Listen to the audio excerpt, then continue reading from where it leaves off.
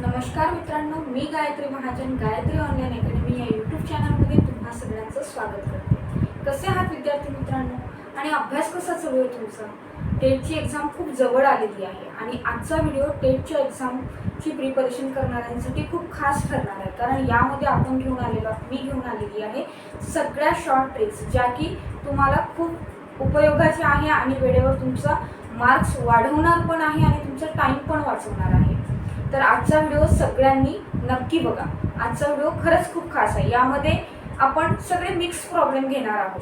ठीक आहे, तर परीक्षेच्या दृष्टीने आजचा व्हिडिओ सगळ्यांना शेअर करा. चला तर वळूया आपल्या पहिल्या प्रॉब्लेमकडे. आता बहुधा रेल्वे सेंट्रल गव्हर्नमेंटच्या एक्झामला वगैरे असे प्रश्न जास्त दिसतात. नॉर्मल एक्झामला कमी असतात, पण तरीही जर आलं तर आपलं चुकायला नको, कारण याचं आन्सर काढणं खूप इझी आहे आणि मी ते एकदम इझी मेथडने तुम्हाला सांगणार आहे. बघा, √62 याची व्हॅल्यू काय आहे असं जर विचारलं म्हणजे वर्गमुळात 62, तर तुम्हाला व्हॅल्यू काढायला कठीण जातं का? कारण याचं वर्गमूळ कसं येणार आहे आपल्याला एक्झॅक्ट माहिती आहे का? नाही. जर तुम्हाला तेच म्हटलं असतं की √25 ची व्हॅल्यू काय आहे, सगळेजण सांगतील 5 आहे. काय आहे? 5. का बरं? कारण 25चा वर्ग काय तो 5, मग 25 वर्गमुळात 25 ची व्हॅल्यू काय असणार आहे? 5 असणार आहे. पण या बाबतीत असं आहे का 62च्या बाबतीत? नाही. मग हे आपल्याला काढायला जड जातं. तर अशा वेळेस काय करायचं बघा. आता मला सांगा, 62च्या जवळचं वर्गमूळ कुठलं आहे? 64 आहे. बरोबर आहे ना? मग काय करायचं, वर्गमुळात 64 लिहायचं. लिहिलंय. 64 कोणाचं वर्गमूळ आहे? 8चं वर्गमूळ आहे. आता 62 वर्गमुळात 62 याची व्हॅल्यू नाहीच आहे. बरोबर आहे. एकतर ती लॉग टेबलने किंवा पॉइंटने किंवा मी सांगते त्या मेथडने, बरोबर आहे, किंवा कॅल्सी मध्ये वगैरे निघणार. आता मी जी मेथड सांगते ती खूप इझी आहे, म्हणून आवर्जून बघा. बघा, आता मला सांगा 64 मधून किती काढले म्हणजे 62 राहतात 2. बरोबर आहे. मग -2 करायचं. केलंय -2. बरोबर आहे. आता बघा, 64चं वर्गमूळ किती येतं? 8. क्लिअर. मग -2 आणि या 8ची दुप्पट इथे लिहायची. या 8ची दुप्पट कुठे लिहायची? इथे. किती येणार? 16. बरोबर आहे. मग याला तुम्ही सॉल्व्ह करू शकता. 2 1 जा 2, 2 8 जा 16. किती मिळाली व्हॅल्यू? 8 -1/8. आता याला सॉल्व्ह करणं इझी आहे की नाही रे? एकदम इझी आहे. बघा कसं. 8 एके 8. बरोबर आहे. 8 64. सॉरी, 8 64 आणि 64 मधून एक गेला, किती राहिले? 63. 63/8. 63/8 आणि एकतर तुम्ही ऑप्शन मध्ये जर फ्रॅक्शनल व्हॅल्यू असेल तर त्याचा आन्सर हेच आहे, आणि ऑप्शन मध्ये जर पॉइंट वाले व्हॅल्यू असेल तर याला सॉल्व्ह करायचं. 8 एके 8. 8 7 56 पॉइंट आला. बरोबर आहे. 8 8 64. क्लिअर आहे सगळ्यांना? त्यानंतर अगेन 8 7 56. काय व्हॅल्यू मिळाली तुम्हाला याची? 8.78. सोपं आहे की नाही? खूप कठीण आहे का? 8.78. आता सेम टाईपचा प्रॉब्लेम आहे बघा. आता 45च्या जवळचं वर्गमूळ कुठलं आहे? 49 आहे. बरोबर आहे. मग मी लिहिलं वर्गमुळात 49.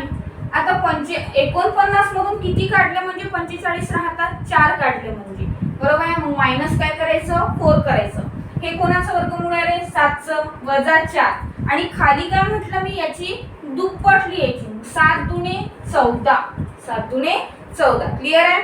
याला भाग जातो का? हो, 100% जातो. कशाने? 2 नी. 2 दोन्ही 4 म्हणजे बे दुने 4. सॉरी, 2 2 जा 4 and 2 7 जा 14. मला पाडे मराठीत म्हणायला खरंच कठीण जातात. ठीक आहे. 2 2 जा 4, 2 7 जा 14. मग काय मिळालं आपल्याला? 7 - 2/7. ठीक आहे. 7 7 49. 49 मधून 7 गेले, किती राहिले? 47/7. आता जर तुम्हाला अपूर्णांकात व्हॅल्यू असेल तर हेच आन्सर टिक करायचं, आणि जर तुम्हाला पॉइंट मध्ये व्हॅल्यू असेल तर याला सॉल्व्ह करायचं. 7 7 49 म्हणजे 7 सखम 42. बरोबर आहे. किती? 49. 50 आले ना. 7 7 49 आणि हा 1 म्हणजे काय मिळाली व्हॅल्यू? 6.71. तुम्हाला ज्यांना असं करता येत नाही त्यांनी जसं भागाकार करतो की नाही ही मांडणी करून करायचं. 7 आणि 47 ही मांडणी करून करायचं. आन्सर काय मिळालेला आहे 6.71. सोपं आहे की नाही रे? काहीतरी कठीण आहे का सांगा.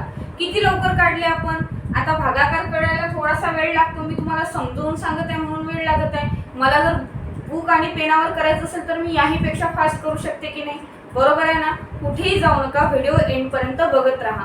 आजचे सगळे टॉपिक मिक्स याच्यावर आपण काय घेणार आहे, प्रॉब्लेम घेणार आहे, जे की तुमच्या परीक्षेसाठी खूप जास्त इम्पॉर्टंट असणार. विद्यार्थी मित्रांनो, वळूया आपल्या नवीन प्रॉब्लेमकडे. बघा 6 18 तर 7 किती, अशा टाईपचा प्रश्न आहे. आणि अशा टाईपचे प्रश्न जे असतात ते आपल्याला लॉजिक लावून सॉल्व्ह करायचे असतात आणि ते लॉजिक डिपेंड करतं ऑप्शनवर. म्हणूनच मी इथे काय घेतलेले आहे, ऑप्शन घेतलेले आहे. मग आता तुम्ही असं विचार करू शकता 100% sin 3 18 बरोबर आहे, sin 3 18. पण बघा इथे 7 त्रिक 21 येतं, मग इथे आहे का 21 ऑप्शन नाही, म्हणजे हे लॉजिक लागणार नाही. पण लॉजिक लावतोय पण ते ऑप्शन मध्येच नाही, जमेल का नाही. मग अशा टाईपच्या याच्यामध्ये वेगळे वेगळे लॉजिक लागतात. बघूया आपण कसं करते मी. 6चा वर्ग किती होतो रे 36. किती होतो 36 बरोबर आहे. आता बघा 3 गुणिले 6 म्हणजे 3 × 6 किती आलं 18. हे इथे मिळालंय आपल्याला. मग सेम हे करून बघा 7चा वर्ग किती होतो 49. मग 4 गुणिले 9 करा किती येतं 36. ऑप्शन मध्ये आहे का, यस, ऑप्शन नंबर 2 मिळालंय. सोपं आहे की नाही. सेम टाईपचे एक्झाम्पल तुमच्यासाठी.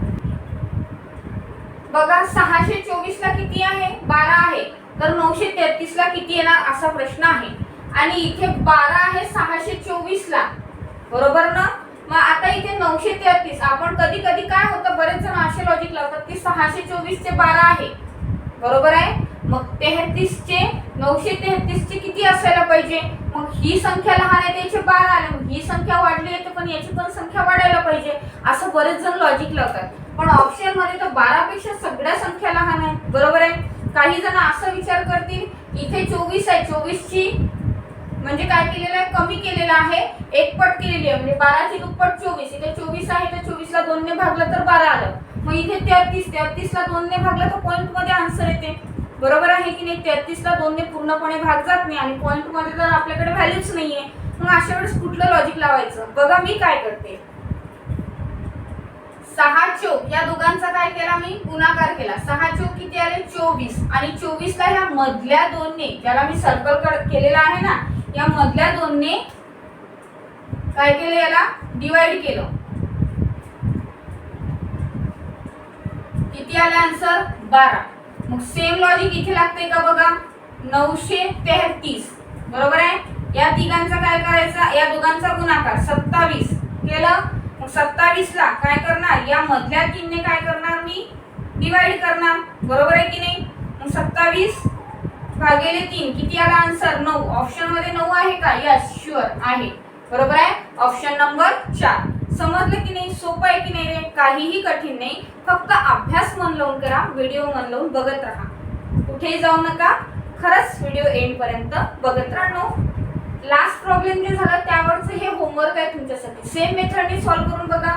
6 पंचे 30, 30 ला जर 2 ने भागला तर 15 येते. मग याचा आन्सर तुम्हाला काढायचा आहे आणि कमेंट बॉक्स मध्ये याचा आन्सर मला नक्की सांगायचं आहे, ठीक आहे. वळूया नेक्स्ट. आता कालचा जर माझा व्हिडिओ तुम्ही बघितला असेल तर कालच्या व्हिडिओमध्ये मी गुणोत्तर प्रमाण घेतलं, त्यामध्ये ह्या प्रॉब्लेम घेतलेले आहेत.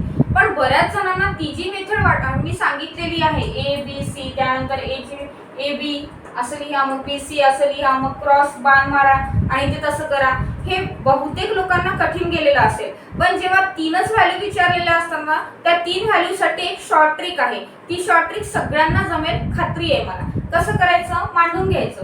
A:B किती आहे 1/2 क्लिअर. नंतर काय म्हटलेलं आहे B:C किती आहे 3/4. मग मी काय करते बघा, इंग्रजीतला झेड सगळ्यांना माहिती आहे, तो झेड काढून घ्यायचा. असा असा असा 100% असा असतो झेड, बरोबर आहे. मग आता जसं दिलेलं आहे ना तसं मांडत जायचं. 1 × 3 याचा गुणाकार करायचा. पहिले अशी लाईन दिलेली आहे 1 × 3 किती येणार 3. 3 × 2 किती येणार 6. 2 × 4 किती येणार 8. म्हणजे A:2 two B is two C ची व्हॅल्यू काय मिळालेली आहे तुम्हाला 3 6 8. सोपं आहे की नाही रे? काहीतरी कठीण आहे का?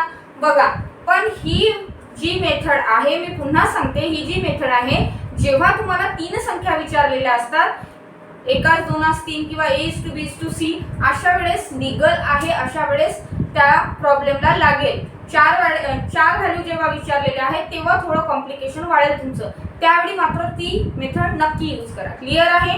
ही तुमचा वेळ वाचवण्यासाठी शॉर्ट ट्रिक होती, कारण आजच्या लेक्चरचं थंबनेलच शॉर्ट ट्रिक आहे आपलं. बरोबर आहे ना? सगळ्या शॉर्ट ट्रिक तुम्हाला आज भेटणार.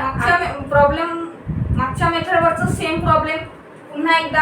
आता बघा, तेच दिलेलं आहे, a is to b is to c ची व्हॅल्यू विचारलेली आहे, व्हॅल्यू फक्त चेंज आहे. z मेथडने सॉल्व करायचं. 3 5 15, बरोबर आहे, इज टू चं साइन, 5 20, 4 7 28, म्हणजे तुम्हाला काय व्हॅल्यू मिळालेली आहे? 15 20 28. कोणाची? a is to b is to c. Clear आहे? सोपं आहे की नाही? कुठेही जाऊ नका, व्हिडिओ एंड पर्यंत बघत राहा. चला तर विद्यार्थी मित्रांनो, वळूया आपल्या नवीन प्रॉब्लेम कडे. बॉडमास वरचा प्रॉब्लेम आहे आणि 100% ही समीकरणे, हे जे हे आहेत एक्झाम्पल आहेत, हे तुम्हाला 100% सगळ्या एक्झाम्सला मिळणार आहे. त्यामुळे आणि इतकं इझी असतं, यावरचा मार्क्स म्हणजे फुकटाचा मार्क्स असतो. फक्त तो आपल्याला मिळवता आला पाहिजे, आणि सगळ्यांना मिळवता येतो, येत नाही असं नाही, पण वेळेवर काय होते? गडबड होते, आणि तीच गडबड आपल्याला टाळायची आहे. क्लिअर आहे? आता बघा, बॉडमास नुसार डिव्हिजन पहिले करतात, ब्रॅकेट पहिले सॉल्व करतात. मग ब्रॅकेट 4 आणि 1 काय होतात? 5 गुणिले 2 प्लस 12 डिवायडेड बाय 3 केला तर किती मिळालं? 4. बरोबर आहे? मग 4 अधिक 5 दुने 10, आन्सर काय मिळालं? 14. सोपं आहे की नाही रे? काहीतरी कठीण आहे का? सेम एक्झाम्पल तुम्हाला सॉल्व करायचं आहे.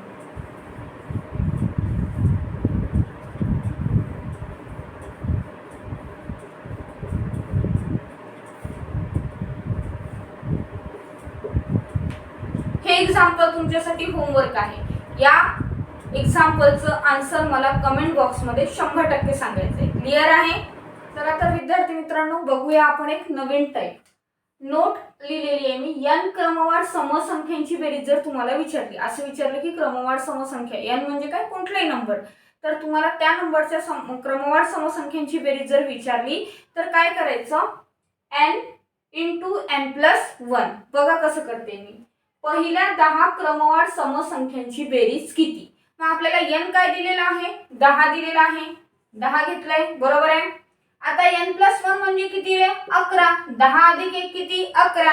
याची व्हॅल्यू काय मिळाली तुम्हाला? 1 2 1. सोपं आहे की नाही? काहीतरी कठीण आहे का?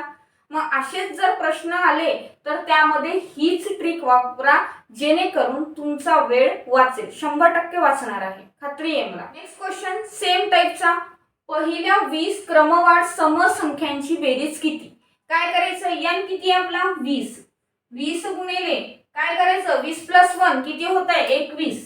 बरोबर आहे. आन्सर काय येतं? 420. बरोबर आहे ना?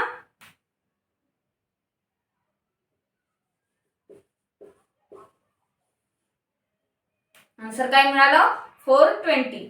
यावरचा होमवर्क आहे, तुमच्या सगळ्यांनी नोट डाऊन करा आणि याचा आन्सर मला कमेंट बॉक्समध्ये नक्की द्या. पहिल्या 30 क्रमवार समसंख्यांची बेरीज किती? मी हायलाइट करते, समसंख्या विचारल्या तेव्हाच हा रूल वापरायचा. समसंख्या बघा, ठीक आहे. चला नेक्स्ट बघूया.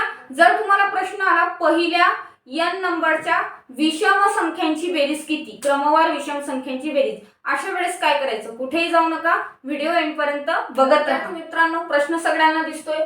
पहिल्या 10 क्रमवार विषम संख्यांची बेरीज किती? आधीच्या याच्यात काय होतं? सम होतं तेव्हा काय केलं आपण? n into n+1. इथे काय करायचंय? जेव्हा तुम्हाला विषम संख्यांची, क्रमवार विषम संख्यांची बेरीज विचारलेली असेल तर इथे करायचं फक्त n चा वर्ग. काय करायचं? n चा वर्ग. 10 चा वर्ग किती आलं? 100. किती आहे?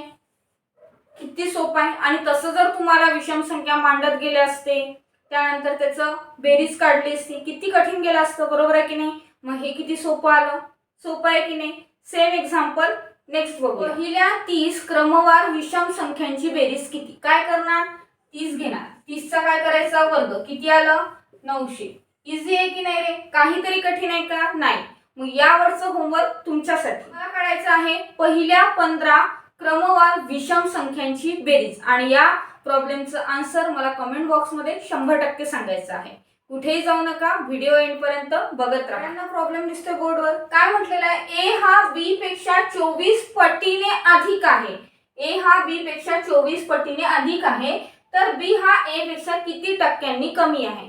आता बघा, जेव्हा असे प्रश्न येतात, हा पटीने अधिक आहे म्हटलं, पटीने अधिक असणे आणि तेवढे पट असणे यात फरक आहे. मी जर म्हटलं हा आहे बी आणि हा आहे ए, यामध्ये अधिक कोण आहे रे? ए हा, म्हणजे ए मोठा आहे की नाही? मग मी काय केलं, बी ला जर 1 घेतलं, बी ला काय घेतलं 1, तर बी पेक्षा ए हा कितीने अधिक आहे? 24 पटीने अधिक आहे. मग 24 पटीने अधिक आहे म्हणून काय करायचं, +24. मग इथे काय येणार 25. आता बऱ्याच जणांच्या डोक्यात असा प्रश्न असेल की मॅडम बी ची व्हॅल्यू 1 आहे ना, मग हा 24 पटीने म्हटले तर इथे 24 यायला नको का?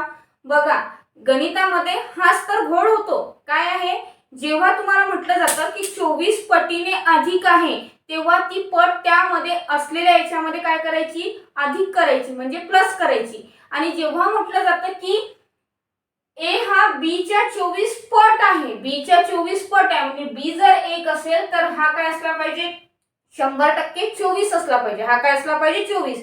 तेव्हा काय करायचं, गुणाकार करायचा. जेव्हा पटीने अधिक आहे असं म्हटलं जातं तेव्हा त्याला प्लस करायचं असतं. समजलं? आता बघा, पुन्हा आता इथपर्यंत सगळ्यांना समजलेलं आहे. पुढे काय करायचं, या गणितामध्ये काय म्हटलंय, तर बी हा ए पेक्षा किती टक्क्यांनी कमी आहे? कोणाला लागलाय पेक्षा? ए ला लागलेला आहे. मग ए ला काय करायचं, खाली घ्यायचं. ठीक आहे.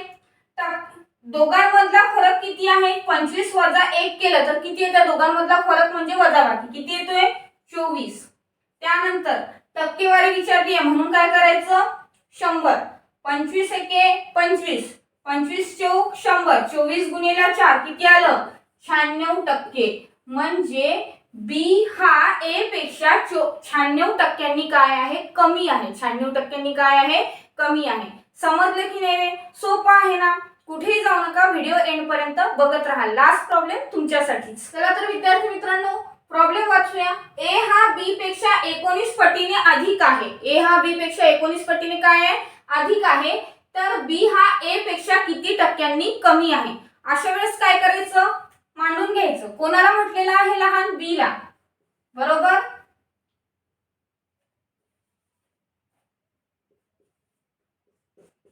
बी ची व्हॅल्यू काय असणार आहे, 1.